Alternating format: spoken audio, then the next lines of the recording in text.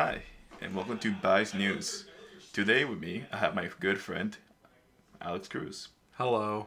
Would you like to introduce yourself to my listeners? Sure. My name is Alex Cruz. I am Joe's roommate. I go to law school, and And he's Jewish. and I'm Jewish, and also I am fat. Yeah, So I have a lot to say on this topic. he's also done drugs before. Okay, let's maybe not talk about that. Legal drugs. Only legal drugs, of course. Now, I love a good Benadryl. we've already talked before in this podcast about obesity, drug addiction, and what it means to society. And in this episode, I would simply like to talk with my friend Alex here about what this means in the long term. Are you ready, Alex? Yeah, I love the war on drugs and the war on fat people.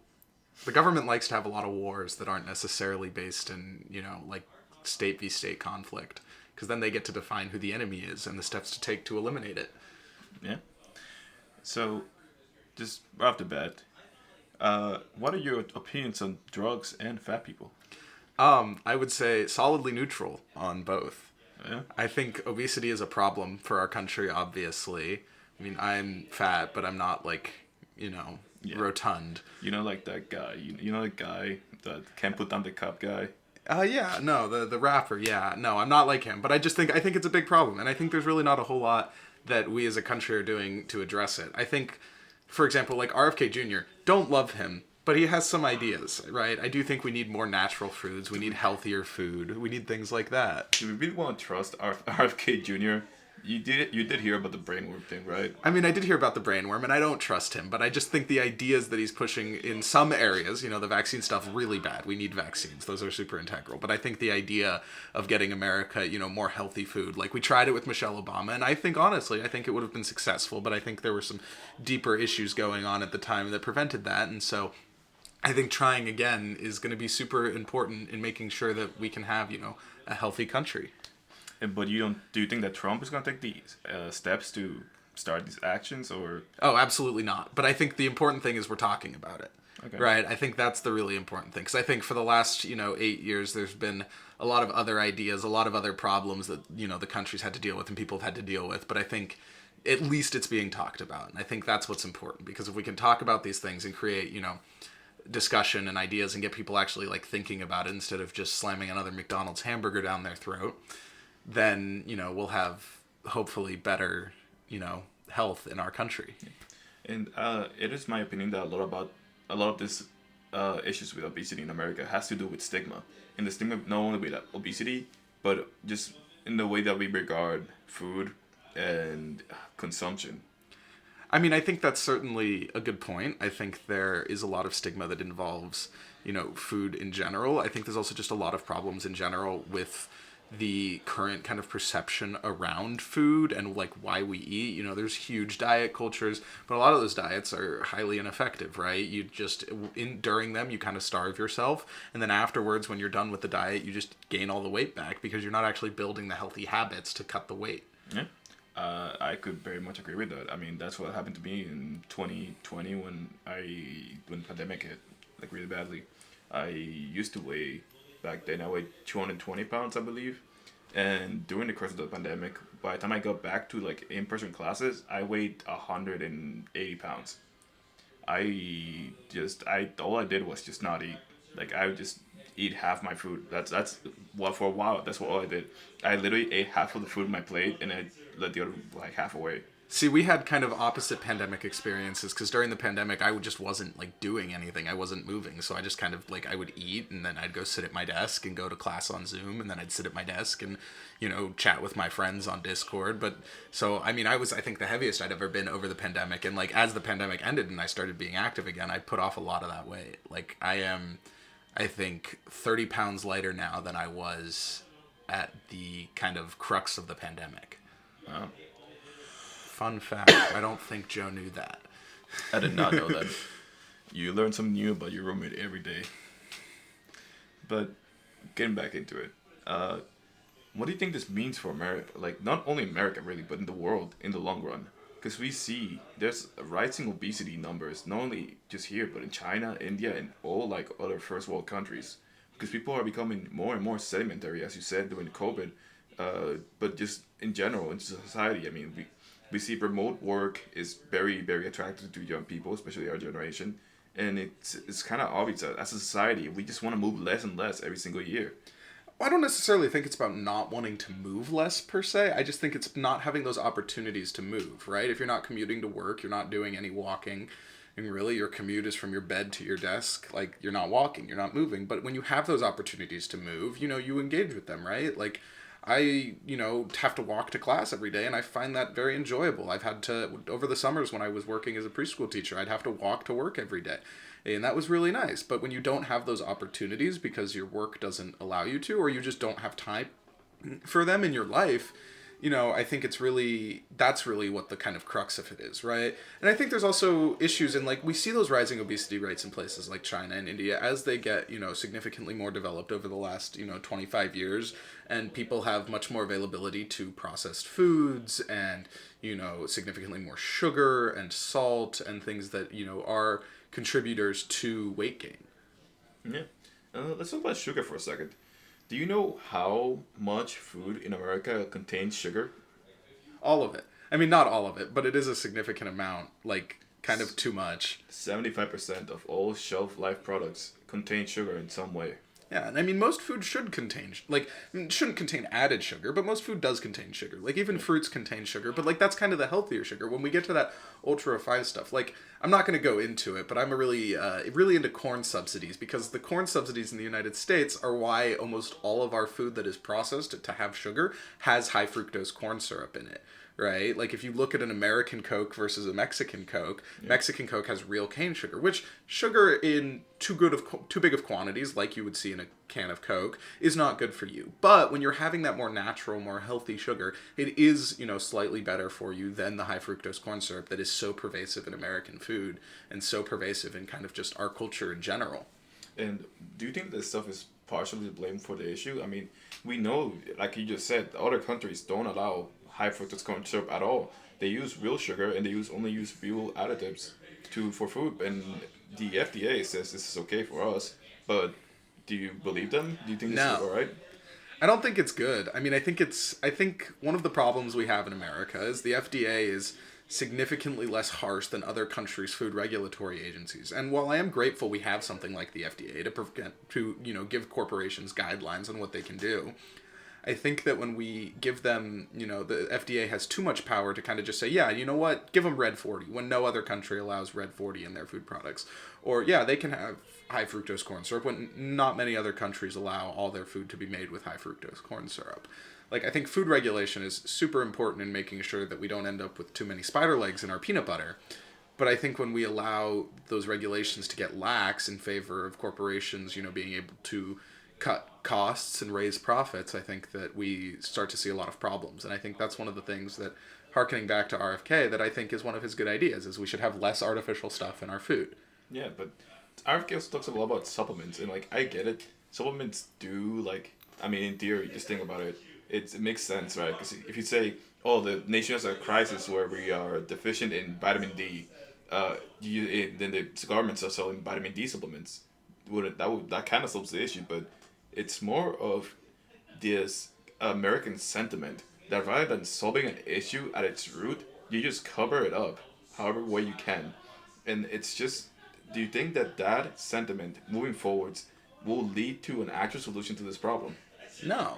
I mean, I think that's the problem, and you've kind of hit it on the head right there, right? Is Americans would prefer to just find a solution rather than attack the root cause of an issue. We see it with things like systemic poverty, systemic racism, systemic wealth inequality, right? People are saying, oh, we need to tax the rich, but there's a bigger issue at play here, right? Than just, oh, there's a problem, let's find a solution. And I think supplements are good, right? I think being able to supplement your diet with things that you're not necessarily getting enough of. For example, I take a vitamin D gummy every morning because there's no fucking sun in Seattle. Oh, you might have to censor me swearing, sorry. That's all right. But I think that, having the ability to supplement what is not in our natural, life is good. But I think when we become too reliant and too focused on supplementing things, it can be quite problematic because people then aren't getting, the natural things that they need.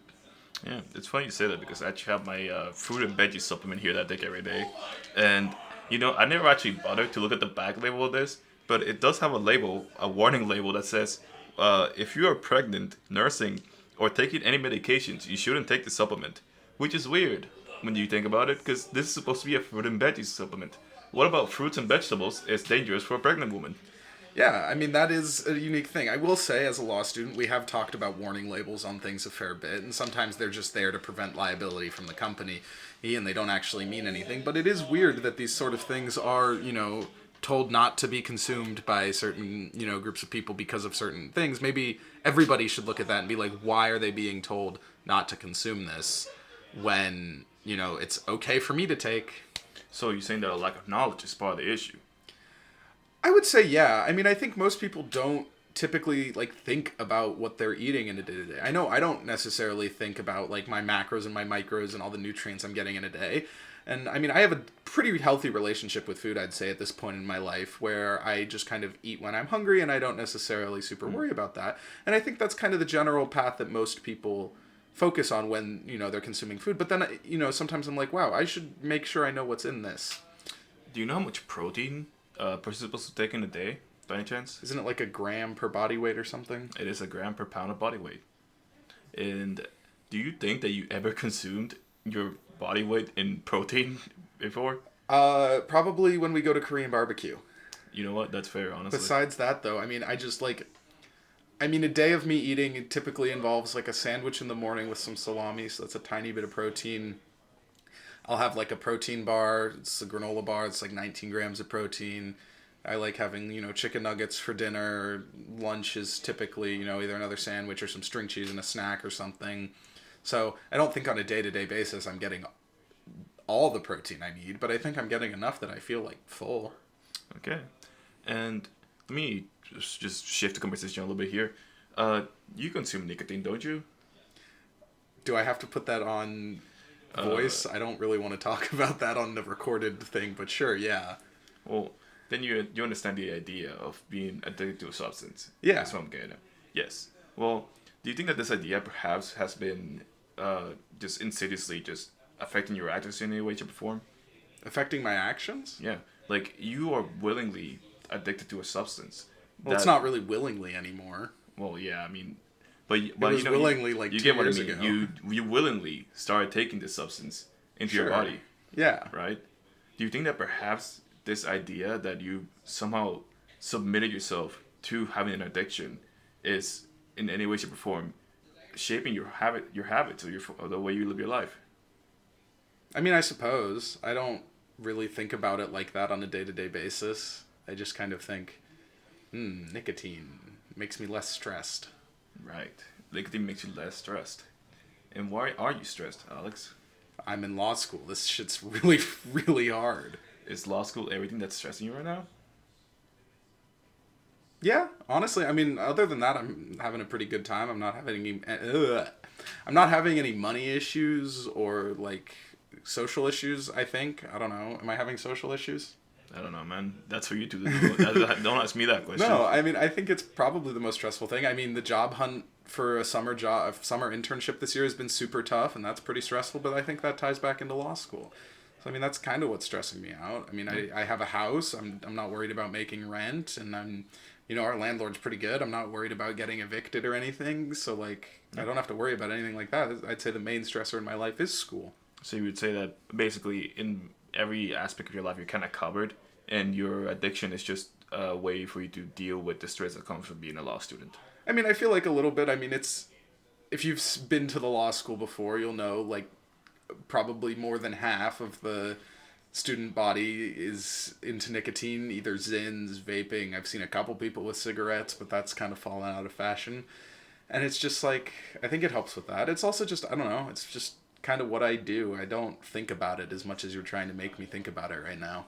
Well, why don't you think about it? I mean, I'm not trying to pressure you to saying like, oh, you should change your habits or anything like that. I'm trying to get you to take a step back and think about your life and like the last, let's say, a week of your life in perspective.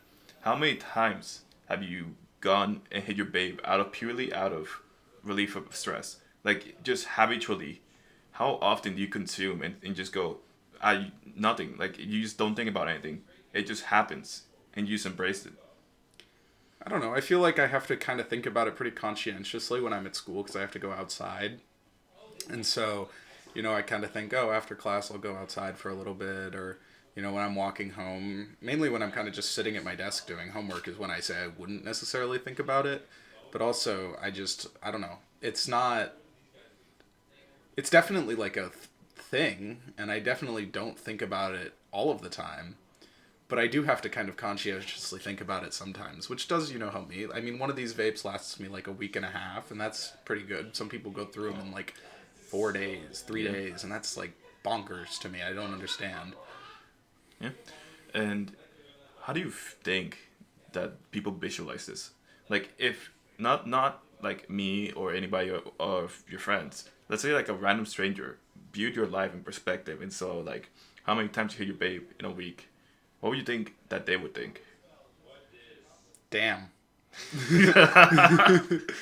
I don't know. I mean, I think I don't really know what other people think, and I tend not to think about other people and how they hit their vapes or how they consume nicotine. So it's just like, I mean, they'd look at it and go, "Wow, maybe he shouldn't have started vaping." But So you're not afraid or conscious of the stigma surrounding vaping at all. no, I don't really think so. I try not to be, And what do you think that is? because I try and be confident in the things that I do and self-assured about what I'm doing in my life. And I think if I try and let what other people think too much govern what I do, I'm not going to get to live the life that I want to live. And when other people are involved in when you take other people's perspectives in too much, it can be really damaging to your like self-esteem and your perspective about things, right? Like I'm already having to deal with all the people around me, and by that I mean like two of my friends getting summer jobs already, and I'm trying to not let that govern my fears about getting a summer job because I'm like I'll still get something, right? So, I mean, when you let other people govern your life too much, it's problematic, and I don't like letting other people govern me. Yeah. And just like tying it back to the whole drugs and obesity thing, do you not think that in perspective, these people that are drug addicts or severely overweight are having the same thought processes as you? They simply embrace the fact that their lives are the ways they are, and because of that, they are unwilling to change or unable to. I mean, I think that's a huge thing with drug addicts, right? Like, you're not able to break an addiction until you're the one who wants to break it, right? People try to, stage interventions. They try to do all these things. But if someone's addicted to a drug, if they're addicted to meth or fentanyl or whatever's popular nowadays, right? They're not going to stop because someone tells them to stop, right? They're going to stop when they want to stop. And I think it's the same thing with obesity. I mean, a lot of the problems that people have with becoming obese and obesity in general is twofold. It's food is addicting in its of itself, right? We talked about 75% of American food with sugar. Sugar is an addictive substance, right? It's the same thing. Caffeine is an addictive substance, and we have no problem with letting people slam back 600 milligrams of caffeine a day in energy drinks and coffee. And I think it's the same thing with drugs, right? If you want to stop doing those things, you have to want to do it for yourself. Right. That's why I think like my perspective on, not letting other people govern my life is what will enable me and does enable me to break, unhealthy habits and things when I want to. Right. It's all about what the person wants. And I think that's why, people stay drug addicts, even when they're on the street, even when it's, at the lowest lows, they still don't want to, have to deal with the repercussions of stopping. And so they don't want to change. But once people want to change, that's when things will get better for them. Yeah. And now you brought this up, and the idea that people have to want to change to fight these issues. What do you think that this means for the fact that the world's obesity rate is rising? The world like drug usage is rising. I mean, I think the drug thing and the obesity thing, I think, stem from two different things. So I'll cover obesity first. I think that it's harkening back. I know I've used that word twice now, but it's a really good word, so I'm going to keep using it. Harkening back to the discussion about starting a conversation, I think that's one of the things that has to happen, right? People have to know the issues before they're going to be able to stop. And so when we start this conversation and talk about these things, people are going to be able to stop. Drugs, I think, is an issue twofold, right? Because we have a lot of problems in our, like medical systems with people prescribing opioids and then people on opioids not being able to afford the substances that they need to not feel pain. And so they have to go to fentanyl, they have to go to heroin, and these problems compound. And so I think the food one, if we can start a conversation around the harms of these, it's going to be significantly more beneficial than if we're just focusing on like drugs. And we're going to need a significantly more targeted response to actually be like, hey, we need to focus on the root of the problem. Versus food, starting a conversation can really help people form their own healthy relationships with food. I think that's the key thing. If you can have a healthy relationship with food, you can kind of work off being obese. But you have to be, okay with a bit of struggle that comes with that. And a lot of people aren't. And that's one of the root problems. Okay, and just to finish it off, I just want to ask you, do you think there's a way out of this? Not just for us, but society? I mean, I think so. I think it's about having these tough conversations and looking at the systemic problems that cause these things to occur, right? If we can look at why people need opioids and we can look at the addictiveness of opioids and look to solving that problem, then we can begin to solve the drug problem because we can stop doing that. But that also requires us to look at things like systemic racism and systemic inequality because that is what stems on drugs, right? The war on drugs, when it began, was predominantly against crack and black communities. And so you have to figure out why those problems arise, and you have to tackle the root issue. And if you don't tackle the root issue and just kind of be like, oh, drugs are bad, then you're never going to be able to actually fix the problem. But I do think there's a way out. I just think it's going to take at least 5 years because we need someone else in office. Well, thank you for those heartwarming words, Alex. And with that, thank you for my listeners for listening to my podcast. And I hope you have a good day.